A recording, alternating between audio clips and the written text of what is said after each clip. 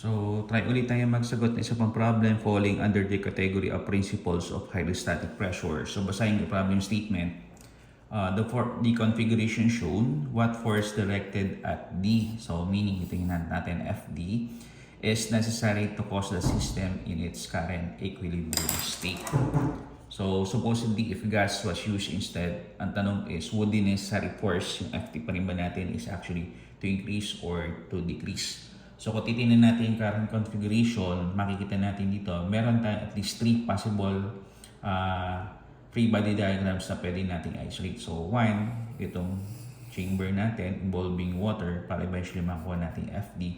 Pero para magamit natin to, pinakalan meron tayo ditong FC. So, yung FC naman natin dito is directed going to the right. Tapos, pag in-isolate naman natin itong member or yung link BC, lumalabas yung force at C naman natin directed dito sa may pinaka-smaller piston natin. Pag ginamit naman natin isolation na to, ang corresponding force naman niya is i-reverse natin going to the left side. Now, in this case, ang babalance sa horizontal force is another horizontal. So, meaning, sa FB natin, makikita natin going to the right. Tapos, last one would be, pag nakita natin o in-isolate naman natin yung part o member AB, yung force naman natin na going to the right na FB, eventually magiging going to the left naman siya. So, yan. So, yun yung tatlong interpretation natin regarding sa free body diagram. So, ang una nating step na gagawin dito is for us to be able to isolate yung link o yung member AB. So, lagay natin dito, isolate part AB. Ayan.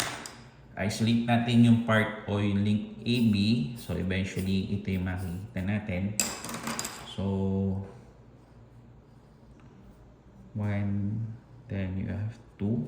So, nandito yung pinaka-hinge natin. So, basta't meron tayong hinge, meron tayong isang horizontal, meron tayong isang vertical. So, label ko na location. Ito si A. Ito naman si B. Kung saan na reference load natin, makikita natin dito na 460 going to the left. So, lagay natin siya dito. So, yung reference load natin ng 460 Newton, makikita natin acting to the left. Tapos, label lang natin to. So, again, pagdating dito sa may hinge, meron tayong dalawang component of force. So, R hinge ng X. And then, last one is R hinge ng Y. So once again, kung titingnan natin itong isolation natin, si FC is going to the right. Then pag in-isolate naman natin yung member BC, so yung force natin FC which is going to the right, eventually magiging to the left naman siya. Tapos, ang kontra sa force na horizontal is also horizontal. So meaning, meron tayong makikita dito force which is exerted at B. So FB naman natin is going to the right. Then last one is pag in-isolate naman natin yung member AB na to, which is ito, makikita naman natin FB na to going to the left. So, lagay natin siya.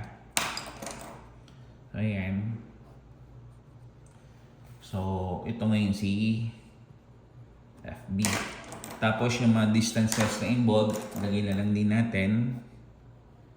So, yung distances natin dito is basically ito, 1 and then 2. So, yung distances natin, you have 220 as well as 120. So, 220 millimeter as well as 120 millimeter. So, ang gagawin natin dito is for us to be able to try to take moment summation at the hinge portion. So, magti-take tayo moment summation sa may hinge kasi basically wala naman tayong paggagamitan ng R hinge na X as well as R hinge na Y.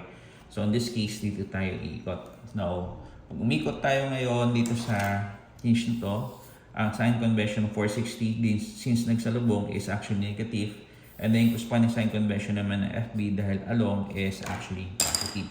So lalabas sa kanya, you have negative 460, then perpendicular distance magmula sa A papunta dito sa pinaka-hinge portion, ang corresponding distance niya is you have 220.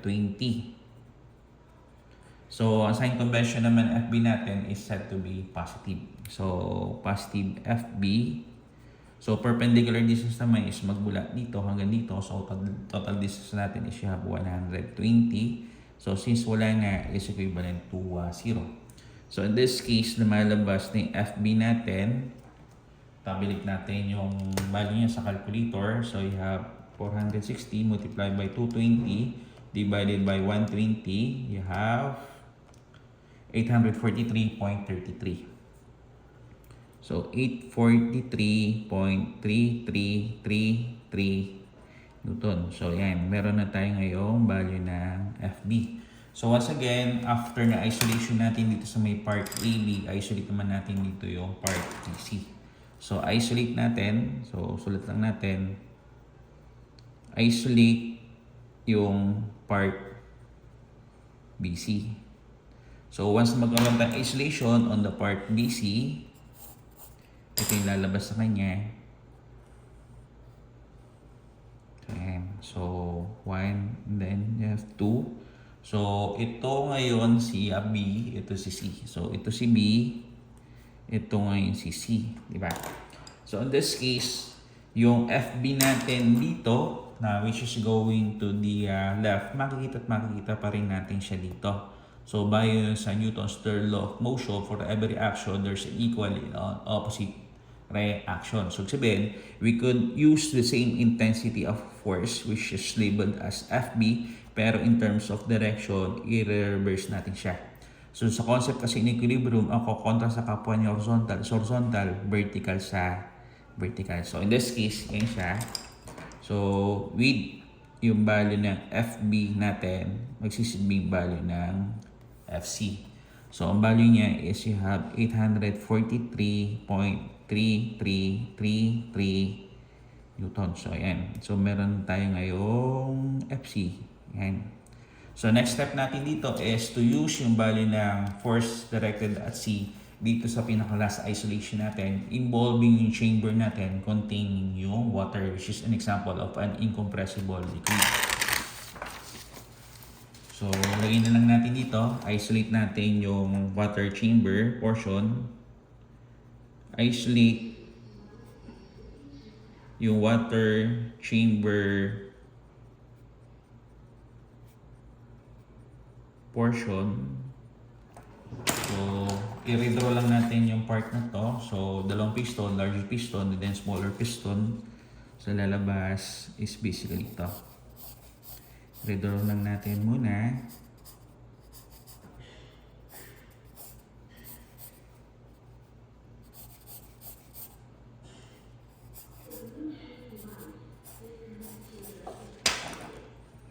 So sa dalawa, tatlo,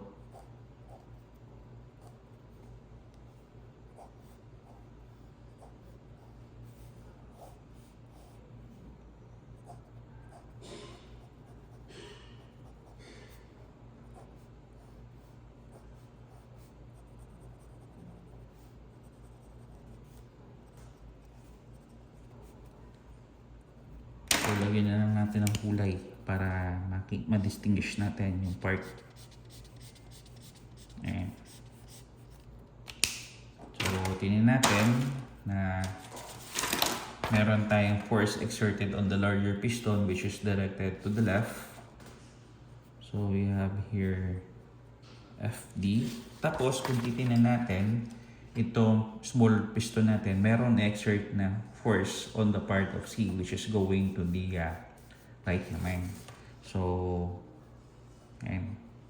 So ito naman si FC. Tapos base doon sa discussion natin, makikita natin yung highest intensity ng force dito sa may pinaka bottommost portion. So lilabel ko to as P2, whereas makikita natin yung least intensity o mababang pressure dito sa may uppermost portion. So ito si P2, ito ngayon si P1. So lagyan na natin naman corresponding values ng mga distances. So yung total distance magmula dito hanggang dito sa part nito is you have 340. So magmula dito hanggang dito, ang total distance niya is you have 220 plus 120 for a total of 340 millimeters. Then sabi dito na yung diameter daw na larger piston natin is 260 mm. So meaning ang corresponding radius niya is you have 130 mm. So magmula dito hanggang dito, you have 130 millimeters. So sulit natin. Okay. So in this naman dito is you have 130 millimeters. Now, since ang goal natin dito is makuha natin yung difference ng height between 1 o magmula sa 1 hanggang sa 2, ang gagawin natin siya 340 less 130. So, tabilit natin 340 minus 130. So, eventually, ang distance niya is you have 210 millimeters. So, 210 millimeters. Ayan. So, ibig sabihin to, pwede natin tuloy ang ating solution. So, base nga sa principles of hydrostatic pressure, we could locate yung highest intensity and pressure sa ilalim, which is actually combination of P1 plus gamma height. Yan. So, ang tanong dito was yung value ng FD. So, yung FD natin, makikita natin siya dito sa may point at 1. So, breakdown natin yung P1. So, eventually, you have what? You have F1 all over area at 1 plus gamma height. Yan. Now, kung titignan natin dito sa point 2, meron tayong FC. So, sabihin, lalabas ngayon dito is you have F2 all over area at 2. Yan. So, kung check natin yung corresponding configuration natin, yung P1 natin, ang corresponding force doon, hindi siya labeled as F1. Rather, ang label sa kanya is you have FD. So, ito is you have FD. Tapos, dito naman sa 2, ang label ng force natin dito, hindi siya F2. Rather, ang label sa kanya is you have FC. So, since ang pinapahanap dito is yung value ng FD, i-derive natin ngayon yung formula natin, FD. So, lalabas you have FC area at 2 minus yung part na to. So, initially, positive siya. Pag transpose natin sa kabilang side, maging negative. So, gamma height is equivalent to FD all over area at 1. So, FD area at 1. So, transpose natin sa kabilang side yung area, which is area at 1. So, ayan. So, computing na natin yung value ng FD. So, lumalabas, FD value is equivalent to FC. So, FC natin is you have 843.33. So, you have here 843.3333 Newton. And then, yung corresponding area niya, so area ng smaller piston, pag tinignan natin, ang corresponding diameter niya is you have 60 mm na diameter. So, sabihin, you have 5 all over 4. Then, yung 60 mm, i-divide natin sa 1,000 para siya is maging meter. 60 divided by 1,000. So, lalabas sa kanya is you have 0.06. So, you have here 0.06 square meter. Less yung klase ng substance natin na ginamit natin dito. So, in this case, ang substance natin is water. So, of the 3 possible values, so ito is gamma na water. Ang corresponding values niya, pwede siyang 1,000, pwede siyang 62.427, and then last one po, pwede siyang 9.806. Now, since ang unit natin dito ng force is expressed in terms of the Newton, hindi natin gagamitin si 1,000, hindi rin natin ito gagamitin. Rather, ang gagamitin natin dito is 9.806. So, 9.806 pero ang corresponding unit niya is you have kilonewton per cubic meter. So, ang gawin natin dito, instead na siya is 9.806 kilonewton per cubic meter, gawin natin siya in terms of newton per cubic meter. So, eventually from 9.806, magiging 9,806. You have newton per cubic meter. And then, yung multiplier niya is yung corresponding height. So, yung difference in elevation between P2 sa P1 is found to be a value of 210 mm. So, 210 divided by 1,000. So, eventually, ang value niya is you have 0.21. 0.21 meter. So, para completely matapos na natin equation ito, i-multiply natin siya doon sa area at 1. So, ang area at 1 natin ito, yung area ng larger piston, kung saan ang diameter niya is you have 260 diameter. So, 260 divided by 1,000. So, lalabas siya as 0.26. So, since bilog siya, So you have phi all over 4. You have 0.26 square meter. So tingnan natin. So sa loob, ang unit niya is Newton per square meter. So cubic meter sa meter. So eventually magiging Newton per square meter. So a unit of Newton per square meter minus a unit of Newton per square meter is equivalent to a unit of the Newton per square meter. So i-multiply natin sa square meter, eventually magka-cancel out yung square meter, and then eventually ang magiging final unit natin dito is expressed in terms of the Newton. So check lang natin. So tabulate natin sa calcu kung nilalabas. So unahin muna natin yung part na to. 843.3333 times 4 divided by shift phi divided by 0.06 square. So, yung part lamang na to is equivalent to 298,268.1408 minus 9,806 times 0.21. So, eventually, ang value natin is you have 896,208. So, multiply natin dito sa 5 all over 4. Then, multiply by 0.26 square.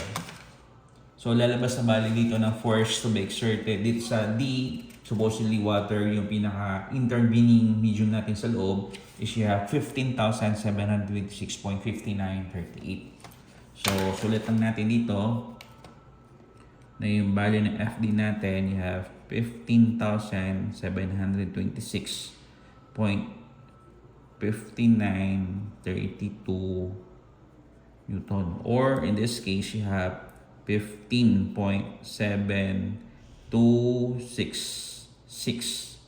kilo Newton. So, ito yung force natin directed at the larger piston. Ayan. Now, meron pa tayong isang tanong dito. So, ang tanong naman dito is, supposedly, ang ginamit naman substance dito was gas. So, ano naman yung magiging corresponding force natin dito? So, tingnan natin.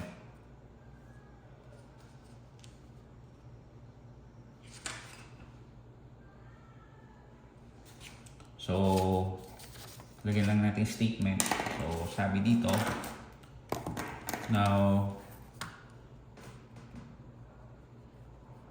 for number 2, if gas was used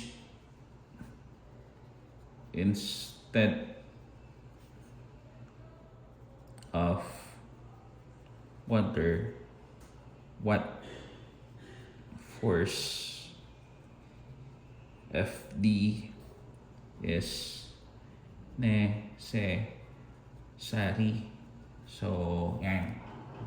So, titingnan natin dito, if gas was used instead of water, what force FD is actually necessary.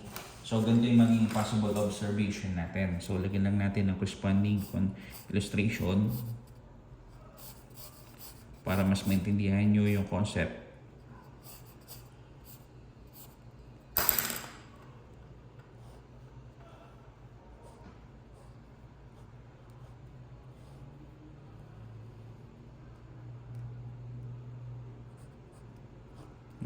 Sumobra yung drawing natin. Ayan.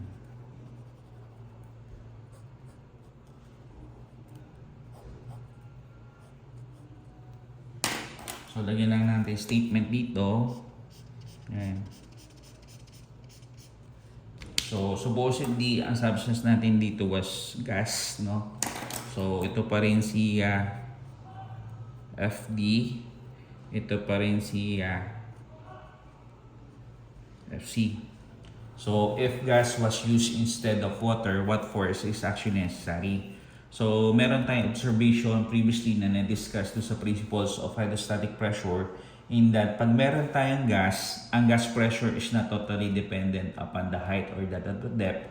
So, unlike dito sa tinutukoy nating liquid. So, in this case, kung meron tayong presence ng gas, ang pressure that is to be exerted by the gas is the same in all possible directions. So, meaning, lumalabas dito, so with yung PC is equivalent to PD. So, ang gagawin na lang natin dito is i-breakdown natin yung formula accordingly. So, kung titingnan natin, meron tayo dito dalawang piston. So, yung piston natin dito is an example of a solid. So, yung formula natin ng pressure dito, hindi natin siya pwedeng i-break down in terms of gamma height kasi wala namang given na height, diba? So, in this case, ang gagawin natin dito is, you have force all over area at C is equivalent to force at the area at D. So, hanapin natin ngayon yung value na FD. So, you have FC AD all over area at C is equivalent to FD. So, hanapin ngayon natin yung FD using this equation na ginamit natin, na-derive natin. So, therefore, yung FD natin is equivalent to the value of FC. Ang FC natin is, you have 843.3333. So, 843.3333 Newton is equivalent to area at D. So, ito yung D natin. So, diameter ng piston natin is you have 260. So, sabihin, you have I all over 4. Then, 260 square millimeter all over yung area at C. So, sa may C naman, ang diameter ng piston natin measures 60 millimeters in diameter. So, in this case, pi all over 4 once again. And then, this time around, you have 60 square millimeters. Ayan. So, pag in-assess na natin ngayon yung corresponding equation, magkakancel out yung square millimeter. Ang final unit natin dito is expressed in terms of the Newton value. So, tabulate natin sa calculator. So, pwede din i-cancel out yung 5 all over 4. So, meaning, ang lalabas lang dito mga numbers is you have 843.3333 multiplied by 260 square divided by 60. Ulitin natin. So, you have 843.3333 times 260 square all over 60 square. So, lumalabas na yung corresponding force natin is you have 15,835.9253.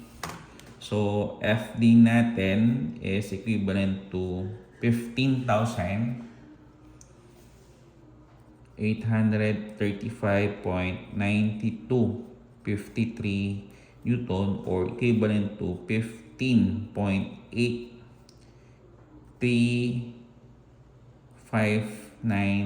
kilonewton. So, ito yung force natin directed at D. So, ang tanong dito specifically is, supposedly, pag pinilitan natin yung substance natin dito na water, instead na ginamit natin ng gas, is tataas ba yung force or bababa siya? So, yung previously computed value natin ng force using water is 15.7266 kilonewton kung water. Ngayon, kung siya naman is actually gas, ang magiging corresponding force naman natin is siya 15.8359 kilonewton. So, lagyan na lang natin statement. With FD ng gas is equivalent to 15.8359 kilonewton greater than FD involving water, which is equivalent to once again 15.7266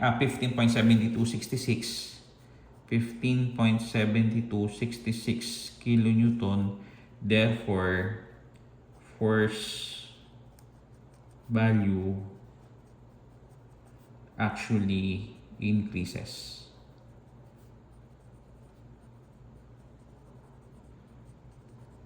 Ayan. So, ito yung solution natin for this particular configuration or problem statement.